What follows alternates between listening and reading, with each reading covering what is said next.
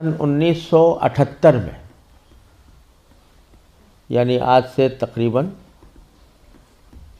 38 سال پہلے مجھے سب سے پہلے امریکہ جانے کا اتفاق ہوا۔ اس وقت 1978 میں سب سے پہلے میں امریکہ گیا تھا، اور ایک مسلمان تنظیم کی دعوت پر گیا تھا۔ مسلمان تنظیم کا اس وقت بہت سی مسلمان تنظیموں کا ایک وفاق تھا جس نے ہمیں دعوت دی تھی۔ تو جب میں اس تنظیم میں پہنچا اور اس کا سالانہ کنونشن تھا، اس میں حاضری ہوئی، تو سب سے پہلے تو میں یہ دیکھ کر حیران رہ گیا کہ جب شام کو دعوت کا اہتمام کیا گیا تو اس میں کہیں دور دور حاضرین کے اندر اسلام اور دین کا کوئی شائبہ نظر نہیں آتا تھا۔ خواتین اور نوجوان لڑکیاں وہ مردوں کے ساتھ اور نیم برہنہ لباس میں بیٹھی ہوئی تھی، اور پھر اعلان یہ کیا گیا کہ اگر کسی کو حلال کھانا کھانا ہو تو مچھلی استعمال کرے، جس کا مطلب یہ تھا کہ کھانے میں حلال کا بھی کوئی فکر نہیں تھی۔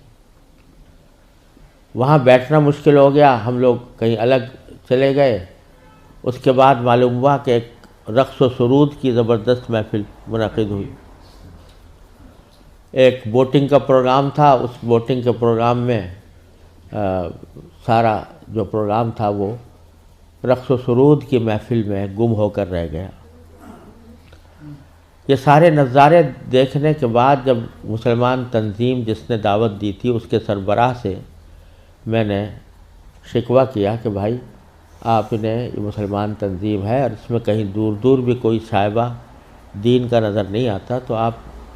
کیا کرتے ہیں، کس وجہ سے آپ نے یہ اجتماع منعقد کیا ہے؟ تو وہ لبنانی تھے وہ صاحب جن سے میں نے شکوہ کیا، تو اس کے جواب میں ان کی آنکھوں میں آنسو آنے لگے اور کہنے لگے مولانا آپ صحیح کہتے ہیں، لیکن یہ وہ قوم ہے کہ جس کے بارے میں بس ہم اتنا چاہتے ہیں کہ یہ کم از کم اپنے آپ کو مسلمان کہتی رہے۔ یہ اگر ہم یہ سمجھتے ہیں کہ اگر یہ صرف اپنے آپ کو مسلمان کہتی رہے تو یہ بھی ہماری کامیابی ہے، ورنہ اس کو اسلام سے کوئی تعلق رہا نہیں۔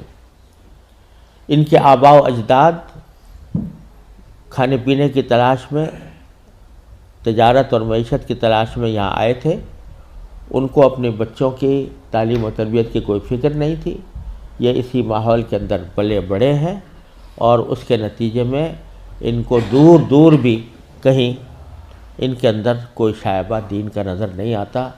ہمارا کام صرف یہ ہے کہ ان کو اس بات پر جمع کر لیں کہ بھئی تم مسلمان ہو، اپنے آپ کو مسلمان کہتے رہو، ورنہ اسلام کی کوئی چیز ان کے اندر باقی نہیں رہی۔ یہ منظر میں نے 1978 میں اپنی آنکھوں سے دیکھا، اور یہ عبرت ہوئی کہ اگر مسلمانوں نے اپنے بچوں کو، اپنی نسلوں کو صحیح تعلیم و تربیت دینے کی طرف توجہ نہ دی تو اللہ بچائے یہ اس بات کی کا اندیشہ ہے کہ اللہ بچائے جو آنے والی نسلیں ہیں وہ اللہ بچائے مرتد نہ ہو جائیں، اور اگر خدا نہ کرے ہماری اس بے توجہی اور غفلت کی وجہ سے ایسا ہوا کہ ہماری نئی نسلیں گمراہ ہوئیں، غلط راستے پر گئیں، تو اس کا وبال ہمارے اوپر ہوگا، کیونکہ قرآن کریم کا ارشاد یہ ہے کہ ایھا الذین آمنوا قوا انفسکم واہلیکم نارا۔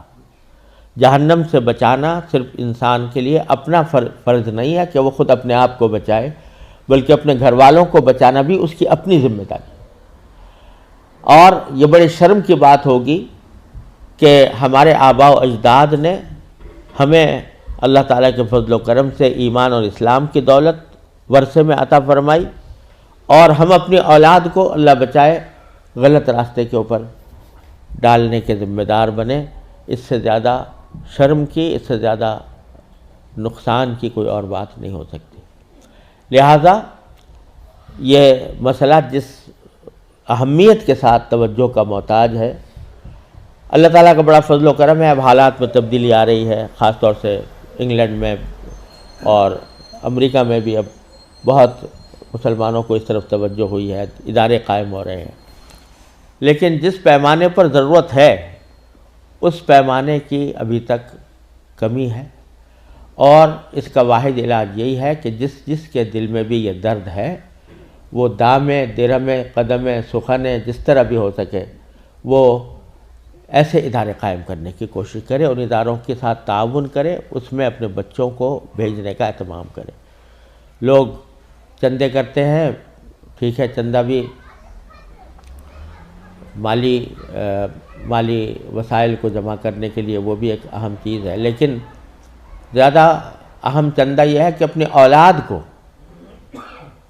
ایسے اداروں کے اندر بھیجنے کی کوشش کریں جہاں پر چاہے ان کو دنیا کے علوم کی بھی تعلیم دی جا رہی ہو، لیکن اسلامی ماحول میں دی جا رہی ہو، اسلامی تربیت کے ساتھ دی جا رہی ہو۔ تو الحمدللہ